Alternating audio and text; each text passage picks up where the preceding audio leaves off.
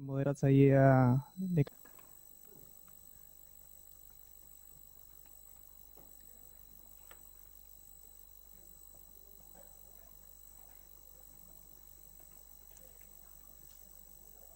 pixkatian. Arratsaldeon. Nireka galdera bat, aipatu dezue zutako batzuk, egoera oso arrunta dana, ez? Bai lanian, bai guraso elkarteetan aipatu dezue, eta batzen dela 8-10 laguneko talde bat, eta horietako batek edo bik ez dakitxela euskeraz. Eta joera duten da beti, pasatu erderara, eta erderaz hitz egiteko.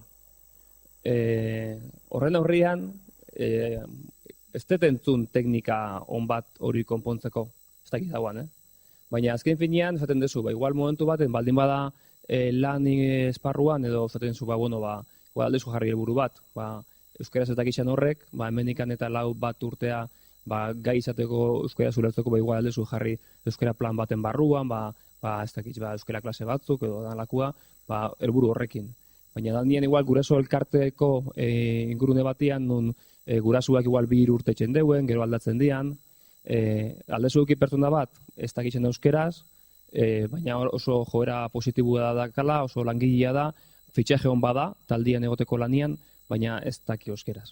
Orduan, azken fenian, eixen zunien bilerak eta, jo biezu, orderara, o bestela pertsona horrekin izan izo kontatu. Orduan, da arazo bat, endemikua, azotan garatzen dela, eta ni neuk ez diot ikusten horri konponbide erraza.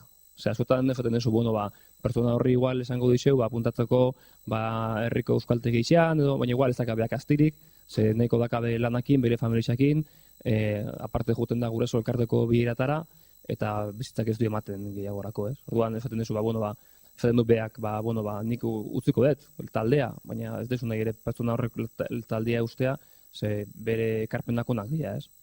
Nola konpondu leike olako arazo bat? Konpondu baleike bentzat. Gertatzen dena, zorionez, egoerak ez dile izaten normalien txuri edo belt. Baina jokatzen da askotan belt, dala erderaz. Osea, ez da tarteko erabakirik hartzen. Eta guk esan dugunean, lehen aipatzen nuen adibidez, gutxinez planteatu dezagun gaia. Ez da planteatzen. Iazka plantegian jarrien itxuen urte bukaerako motivazio kanpainan, olako maigaineko euskarri batzuk, eta oraindik irauten dute, egingo dugu bilera euskeraz. Kafek ditu guztut, 60 piku mai edo bulego bileretarako. Eta eragin izan du. Zer, lehen planteatu eretzan egiten, hau da, lehen esan dut 6 ziala Irunen, batek esaten zuten ezkorrek ez daki, baina kontua da ulertzen zuela. Eta horren bilera bazegoen euskeraz egitea. Zer gertatzen da, ohituraz ere jokatzen dugula berehala pertsonatek erderaz egiten badugu erderaz erantzuten digula. Eta gu gero eta gehiago lantzen ari garena da, planteatu gaia, eta esan, nik erderaz hitz egingo dut, baina zuek ulertzen zaituztet, euskeraz jarraitu. Eta hori oso gutxitan ematen da. Orduan, hori litzak izango, nik beltzen enuke kokatuko, hori izango litzak beste matiz bat. Eta gero, badago beste faktore bada, magia ere ez da existitzen, eta pertsona batek euskera ez badu ezagutzen, ez baldin badagai erabiltzeko eta nahi baldin badu ikasi egin behar du, eta horrek urtebeteko ahalegin bat eskatzen dio, hor, almenaren arabera eta bar. Orduan, prozesu hauen bitartez eta gai hauek maigainera ekartzen dauena da, erdal honetan erdal hiztunak zerbait erantzunkizun bat ere baduela taldearekiko, komunitatearekiko, eta agian ez dauka zergatik taldea utzi beharrik. Agian ez da urten matrikulatuko, baina agian datorren urten matrikulatuko da, edo agian ez dakit, guk baditzugu beste maila personalean lagunak, Venezuelatik etorri dianak eta abar, ezagutu genituenak erderaz, eta duela gutxi izan zigutenak, matrikulatutan euskaltegian, hasi zaitezte euskeraz hitz egiten neri, badaki guri ez dela erresa eta bar, baina zan edotena da, gutxienez planteatzen duguna hitz egin gaiaz. Eta da, orain arte hortaz hitz egin. Nahikoa zen persona batek, jo no entiendo, dan erderaz egiteko. Eta horrezkotan kontzientzia eta koherentzia aipatzen dugu, ez? Eta problema izaten da, kontzientzia ere ez dagoela, orduan koherentziaz jokatzea zaila da, baldin eta kontzientziarik ez badago. kuriosoa da, guk kide batzuk ibilten dira ikastaro batzuk emoten be bai, tailer batzuk emoten, zergatik ez deitzen direnak, eta hor batez be kontzientziaren partea lantzen da.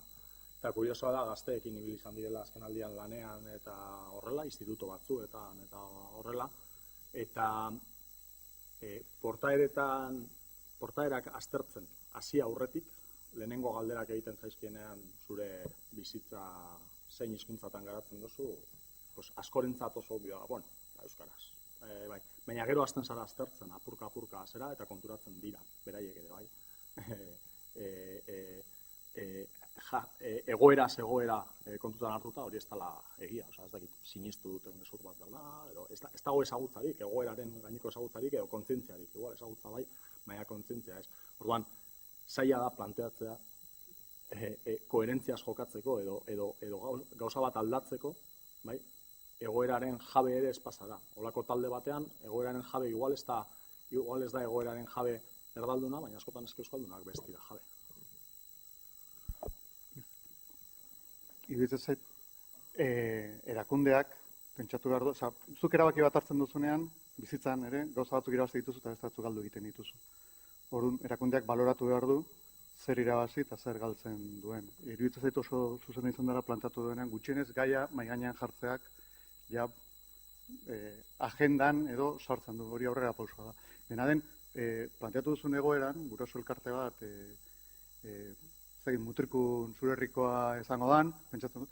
Gaur egun pentsatzen dut, 35 urteko, 50 urteko gurasoen artean, ez da jende asko egongo euskaraz tutik ulertzen ez dunik, pentsatzen dut, oro har, egoera soziolinguistikoak ematen du beste joera badala, hor lanerako aukera bat ematen digu, eta gero bilerak badaude kudeatzeko hainbat modu, eta oso pertsona garrantzitsua baldin bada, gaur ez dakit fijatu zarete momentu batean, baina gertatzen nik Josep Mariarengan hurbildu naiz xuxurlatzeko itzulpena. Hori niri tokatu zaite Errenteriko udaletxean egitea, euskera batzordean, batzodelako gutxienez zinegotzi bat zegoen, ez zekin euskeraz. Eta, karo, euskara batzordeak ez genitun gaztelaniaz egin behar. Horren egin genuen izan zen, txandakatu egiten ginen. Eta guztien aldetikan borondate bat zegoen, pentsatu nahi dut, ez konbentzutu nago erabat, euskararek teorian ezer ez dakin pertsona hori dagoen bezala talde horretan, hizkuntza kudeaketaren maniatikoren bat, gu bezalako egongo hala ere, segurazki zu zeu lehenengoa, hori egin ahal izango zenukela, ez da gehiagir jakin behar, itzulpen perfekto bat egiteko, parkatu itzultzaileek, bai, baina konfiantza giroan hori egin daiteke. Nekagarria izan daitekela, bueno, eske baloratu egin da. Zerk duen garrantzia duenari denbora eta lekua eman behar zaio, eskaini behar zaio. Orduan, garrantzitsua baldin bada, baloratu eman duzu, pertsona hori hor egotea, orduan beste zerbaiten galdu egin behar dugu, edo alegin bat egin behar dugu. Edo berak, edo guk, bat egin behar dugu. Baina oso importanteena da, lehenengo gauza da, gaia mahai gainean jartzea. Eta, segun ze erakunde mota den, gainera, gai hori aurretikan jar daiteke mahai gainean. Eta erabaki daitezke hainbat irizpide. Nor sartu daiteke batzorde horretan, edo nor ez, baina hori gehiago garatzea. Baina konkretoki zure kasorako, nik esateateko lako zerbait jokatu nuke, eta oso erresa da, zupeio oso ondo ingo zenuke. Luzatzea kontua, ez? Baina, bai, aipamen txiki bat, hemen esan gehienekin ados nau, nik uste dut, gaia planteatzea eta gaia hitz egitea beharrezkoa dela, oinarrizkoa dela, baina aldi berean euskaldunen posizionamendua landu beharrekoa dela uste dut. Ez dela bakarrik erdaldun horrek esaten duenan aurrean, gaia planteatuko dugu eta hortik aurrera hitz egin dezagun. Euskaldunek bilera horretan duten hizkuntzarekiko posizionamendua lantzea eta euskaldun horiek nolabait ahalmentzea eta horiei erreminta batzuk ematea egoera horretan hori gestionatzeko, nik uste importantea dela. Eta gero hortik irtenbideak bilatzeko lana egitea. Momentu askotan, olako egoeratan itxi egiten gara. Automatikoki badago ez dakiena, punto, ez dago irtenbiderik, ez? Irtenbide ezberdina saiatu beharko ditugu, bai? Baina badaude irtenbideak. Irtenbideak segurazko progresibitatean oinarritutakoak, epea jarri beharko dira, urtebetean behar bada gaztelaniaz egingo du egina, baina urte hori pasatzen denean beste fase batera pasatu beharko dugu. Ez dakit, entrenamendu saioak egin daitezke, entrenatu gaitezke hizkuntza elebiduna edo asimetrian edo bata euskeraz, bestea gaztelaniaz, olako kontuetan. Nik hola klabe bat ematearren, izango nuke tratua egitea dela kontua, tratua egiterako orduan posizionamenduak landuta egon behar direla, eta euskaldunok ere, euskal hiztunok garenok eta euskara erabili nahi dugunok hor gure posizionamendu bat jarri behar dugula. Beti ere, asertibidadean oinarrituta,